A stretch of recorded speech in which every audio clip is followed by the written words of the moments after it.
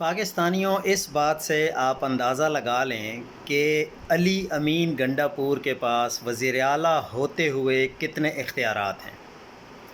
آج علی امین گنڈا پور نے کل اعلان کیا تھا ایمل ولی خان کو کال کر کے کہ آپ کی سیکیورٹی ہم واپس نہیں لیں گے۔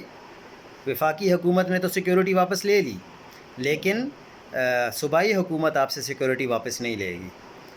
اور آرڈر کیا علی امین گنڈا پور نے اپنے آئی جی کو کہ آپ پولیس کے آفیشلز ان کو سیکیورٹی کے طور پر دیں، لیکن آئی جی کے پی کے نے علی امین گنڈا پور کی بات نہیں مانی اور ان سے ساری کی ساری سیکیورٹی واپس لے لی۔